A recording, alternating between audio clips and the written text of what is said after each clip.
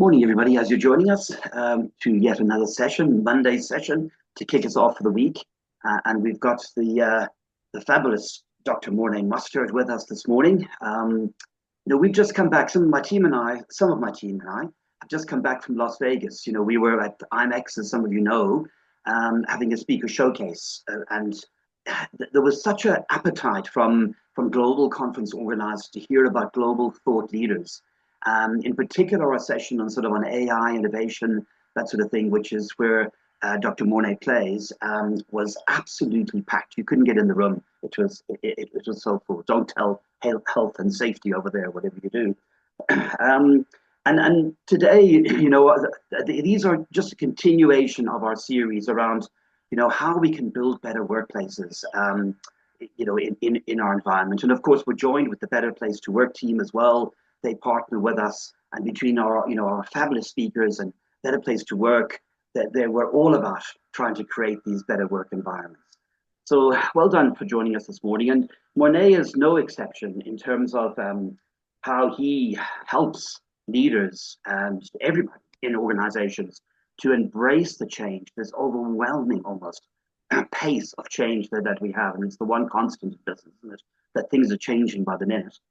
So he helps us embrace it and build businesses that are sustainable and innovative, and at the same time, basically deal with these complex issues around quantum theory and strategic thinking. He has had various academia experience with the University of Stellenbosch. He's got a book out now called Executive Futures, which has the foreword written by Mampela Rampele, who I've always thought was a very different type of leader in her thinking. This book is all about more adaptive and insight leadership. And if this is not enough for us, guys, he's the commissioner of the National Planning Committee. So Morne, over to you this morning. We are delighted to have you on. Paul, thank you so much, and thank you, colleagues, for joining us, and to Paul for that lovely introduction. My mother would have been proud, I think, Paul.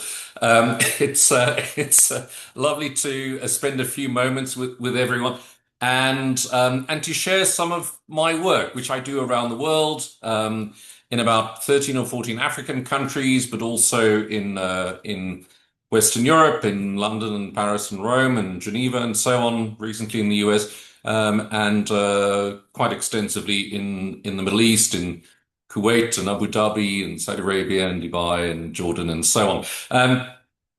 So I'll give a very brief kind of overview of the structure of the book that Paul's referenced, Executive Futures, and then we'll have a few moments to have a conversation.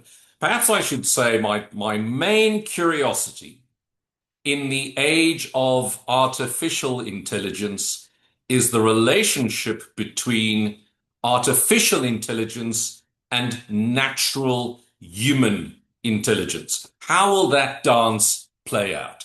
So my work focuses on the human mind and how the human mind will form a meaningful future relationship with the artificial mind.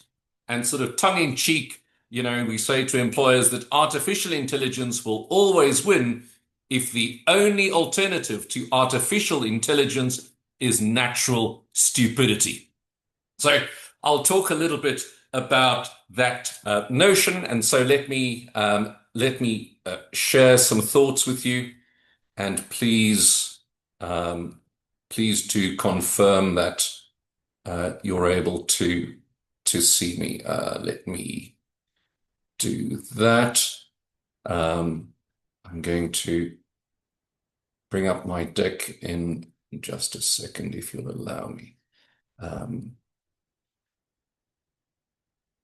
It's taking a second to load.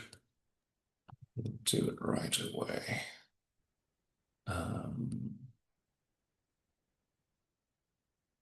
Gosh, I wonder why that's the case. Here we are.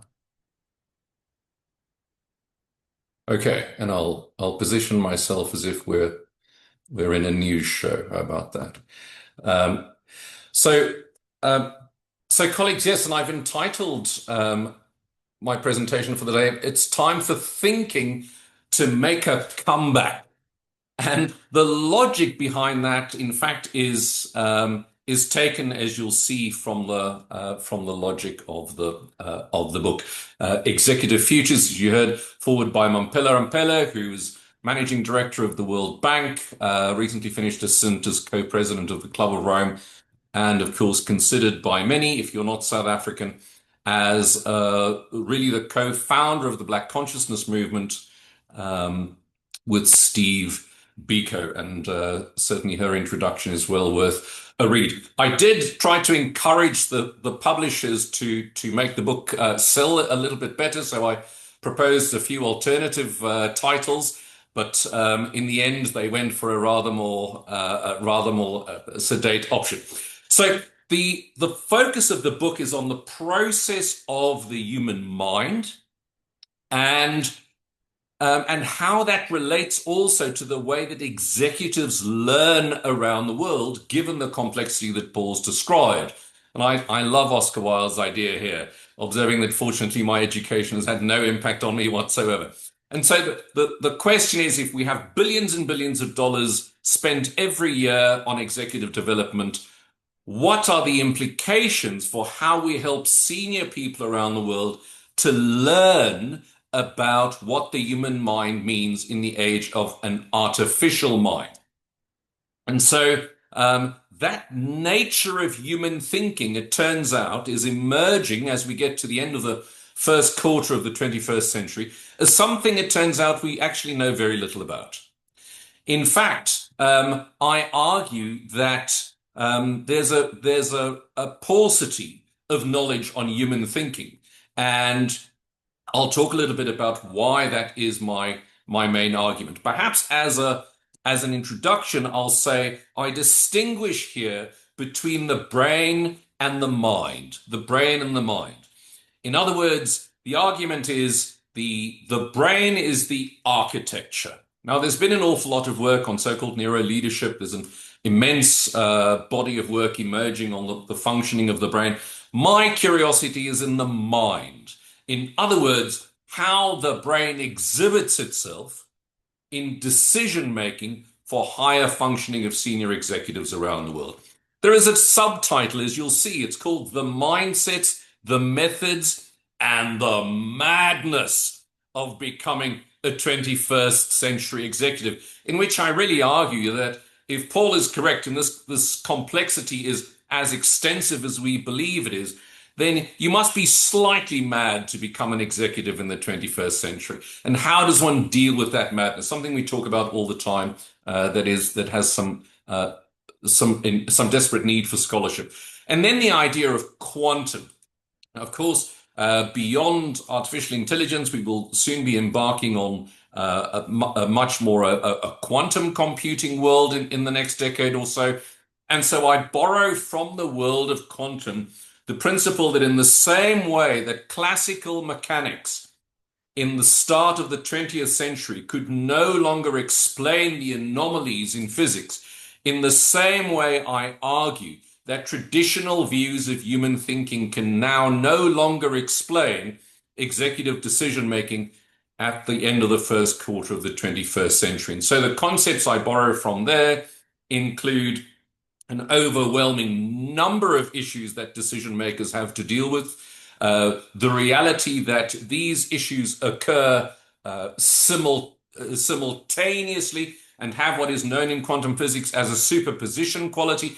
In other words, decisions often appear to be correct and incorrect at the same time, appear to be local and global at the same time, appear to be micro and macro at the same time, appear to be political and apolitical at the same time. And that wreaks havoc with the mind of the executive. Then the idea of course, of uncertainty, well known even in popular quantum mechanics and made popular with ideas like VUCA and so on. The idea of simultaneity, the notion that while executives often learn to do, let's say, strategy in one module, operations in another, HR in another, law and so on in another, the reality for executives is that these problems are coming at them all at the same time. An executive does not have a finance problem from 9 to 10, a customer problem from 10 to 11, a strategy problem from 11 to 12. It's all happening all at the same time. And that leads what in quantum theory is referred to as entanglement, that while these issues appear to be distinct and different, they are nevertheless connected. And artificial intelligence is beginning to show us the realities of this. As a futurist, I have to point out that the titles in the book, the chapter titles, are all movie titles. I'll give you perhaps just a few examples. The titles include, let me have a look at the content page here. It includes Everything Everywhere All at Once. You can hear the quantum nature there. Doctor Strange and the Multiverse of Madness, referring there to the world of the executive. Others include Guardians of the Galaxy, as many leaders in both politics and business seem to be viewing themselves. Fatal Attraction, the lure of profit in a world where the planet and the society must now be more important. The Empire Strikes Back, AI Sense and Sensibility, The Phantom Menace, and so it continues. And the reason that I reference movies is that, in fact, the word scenario in future studies originates from the word scene in the world of movies, where a number of actors are involved. They create a dynamic, systemic, vibrant interaction, and that produces a number of risks and opportunities. And then I got a little bit carried away and imagined myself, as you can see on the screen there, as winning an award at the Academy Awards. But colleagues, the very first line in the book says this. It says, most executives know more about ChatGPT than they do about their own forms of intellectual processing. If you give most executives 2 pieces of paper, you say, on this piece of paper, write what you know about ChatGPT. On this piece of paper, write what you know about how you think and make a decision, how your mind works. Most people will be able to write a little bit more on ChatGPT. Now, isn't that a disturbing finding?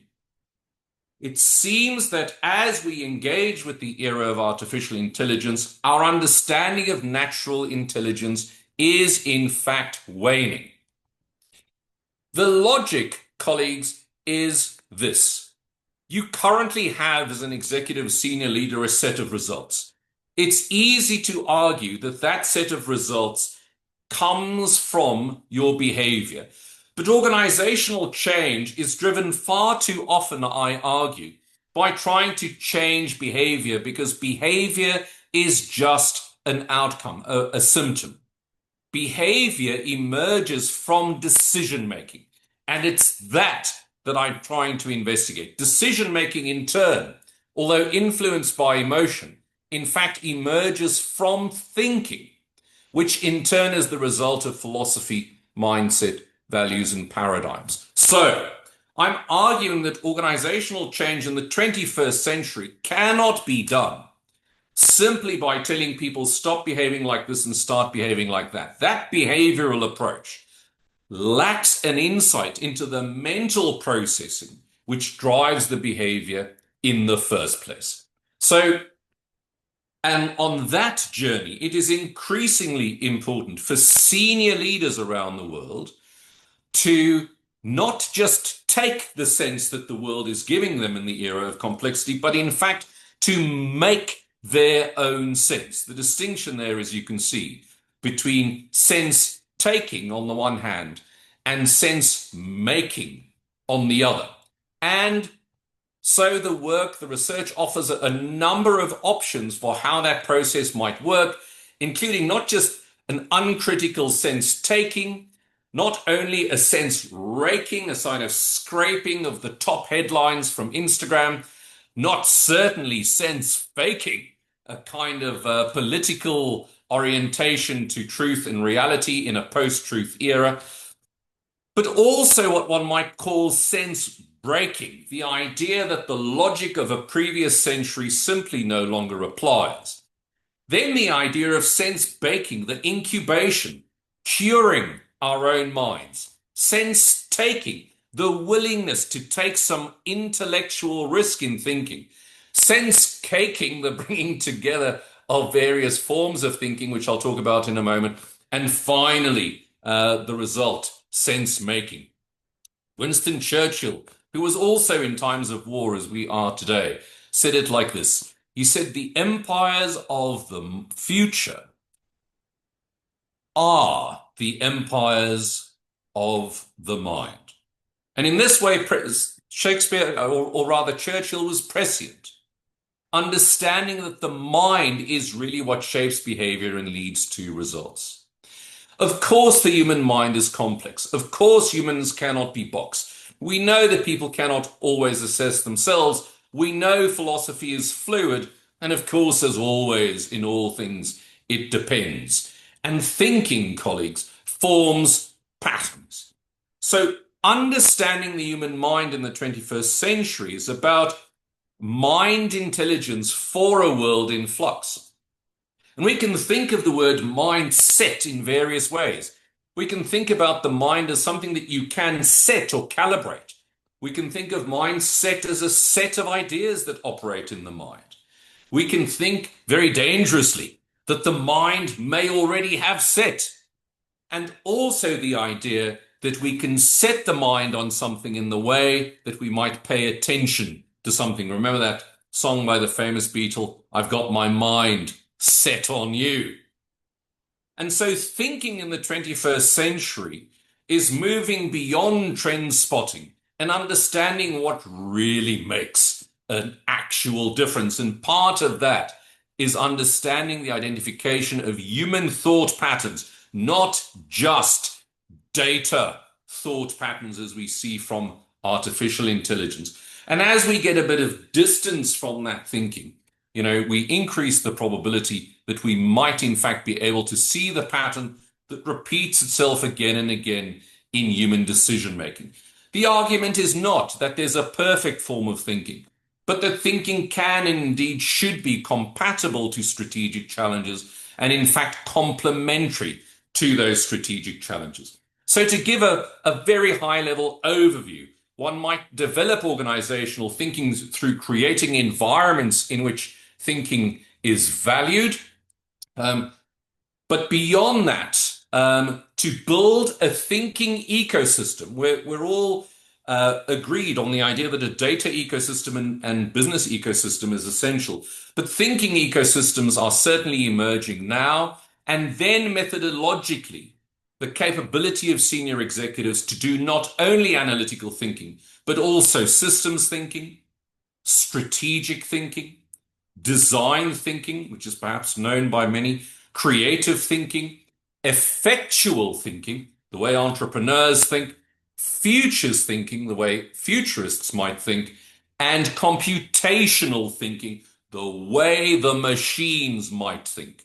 My argument, colleagues, is that by empowering senior executives as decision makers to have a bouquet of thinking capabilities, we may be able to navigate the choreography of the dance between the human mind and the artificial mind.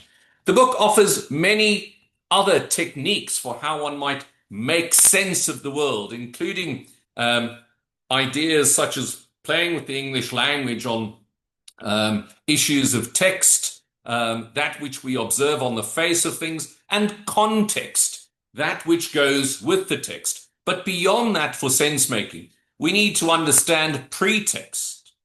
We've seen these kind of examples when we hear politicians talk about current global wars, and indeed subtext, the actual game underway.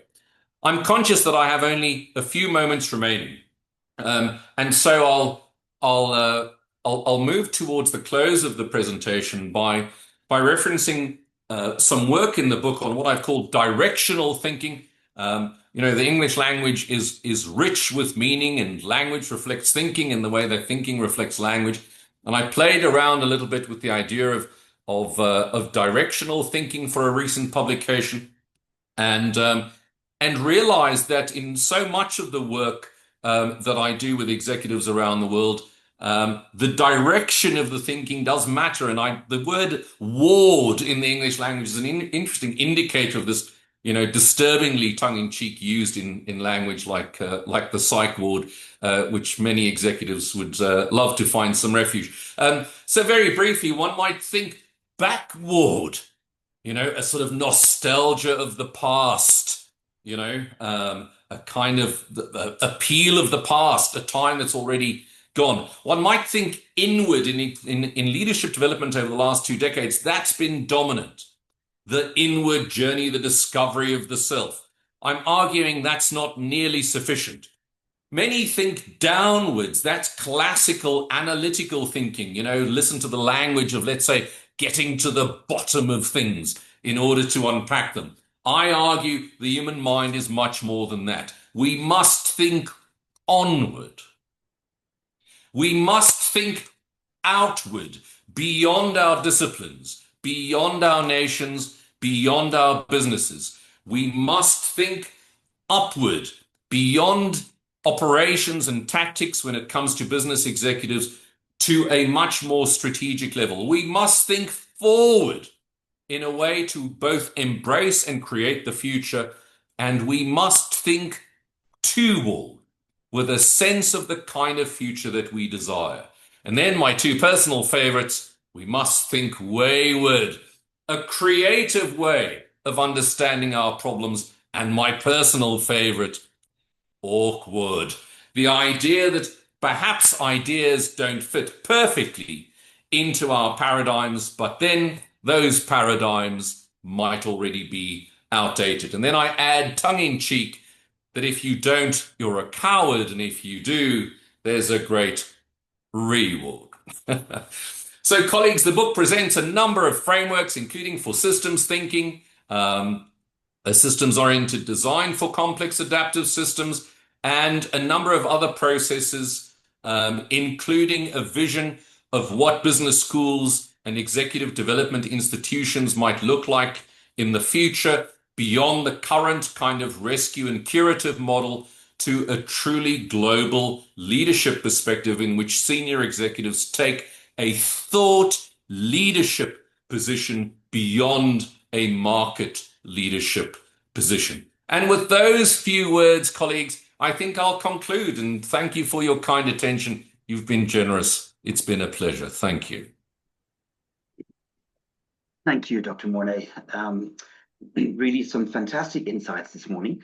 We really do love speakers who embrace the power of the collective, being very inclusive in your approach. And when you say, you love to get the thoughts of, all executives or all different types of thinking, computing, and let's see, that's how you solve problems, really, isn't it? When you are sort of like that.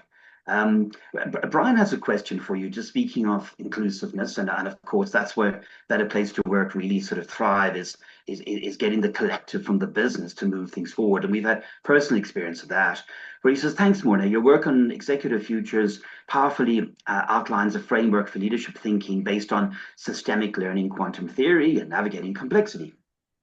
Now, for an employee who is not in a formal leadership position, what is one practical way that they could apply future thinking from your book to proactively shape their own career development and perhaps understand their own leadership needs? Because we are all, at the end of the day, leaders anyway, aren't we?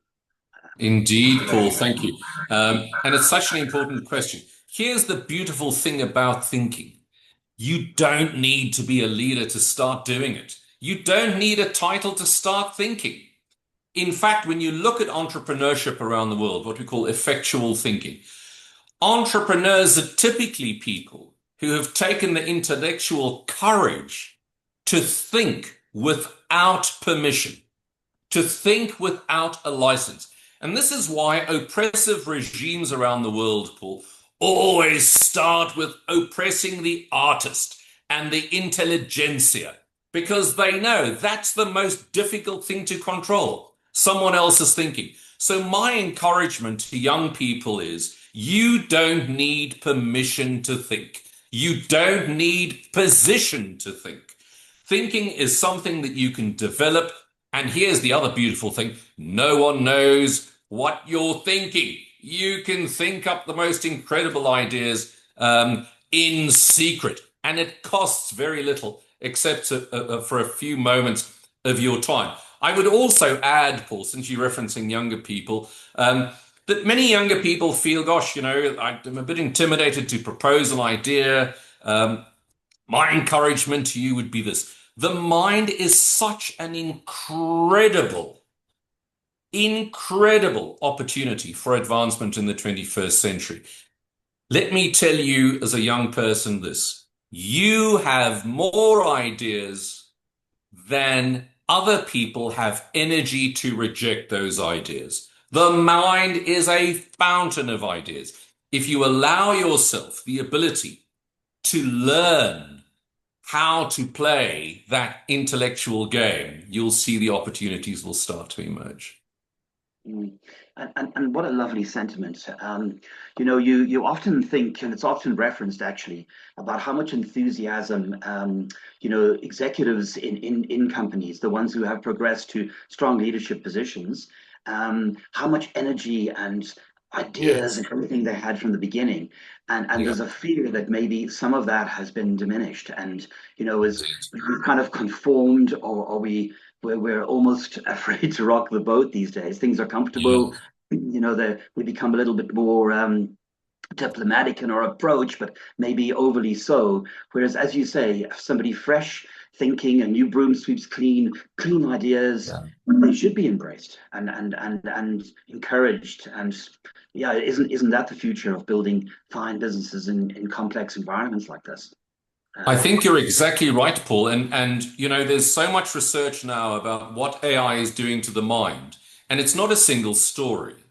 But the reality is an over dependency on pure AI does have a negative consequence for original human thought. And so we shouldn't make the mistake in the 21st century that we made in the first two industrial revolutions, which is the argument that the main technology of the day, steam in the first industrial revolution, in electricity in the second industrial revolution, the microprocessor in the third industrial revolution. We shouldn't make the mistake that the human mind must have as its goal to copy that leading technology. The human mind is its own discrete, beautiful thing. Lovely, lovely. And to sort of to close off, a lot of listeners to these sessions, both now and the recording, are conference organizers. They are trying to position our speakers in the minds of their stakeholders, often the executives, to sort of say, these are the really good options for your conferences coming up. So, would you be able to maybe sum up what would help a conference organizer position you? Well, in a few sentences. I mean, you've already alluded to it throughout a lot of the session this morning. But just to sort of simplify things a little bit, what would you say? You are the most suited for in a conference environment, and how would they position you as such? So, if you were to be, because they are your mouthpiece, and they don't, sometimes they just don't always articulate it as well as like you would articulate yourself. So maybe Yeah. just help us with that. Um, Thanks, Paul.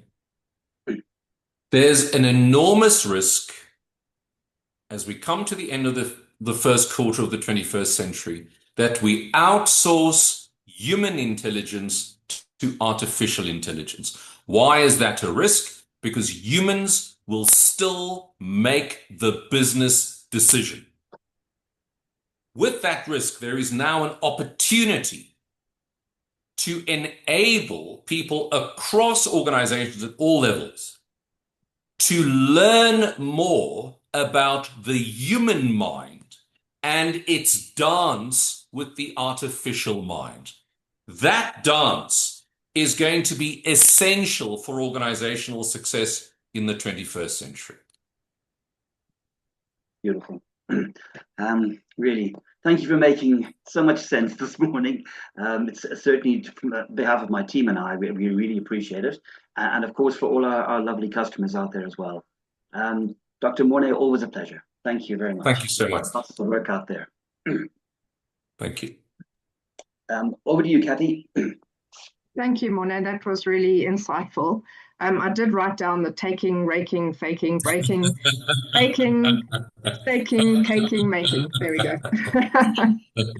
But the directional thinking, I think, is really important because that does bring in a lot of viewpoints in your own mind of how to actually think more. So I think that is quite a something that we can think about and be able to have those new ways of thinking. So that that was insightful. Next pleasure. Next week we're going to have Liz Hardwick. She is a professional speaker in the tech entrepreneurial area, and she does strategies in AI, digital productivity, and time management. So if everybody could join us again next week at 9 o'clock. Thanks, everybody.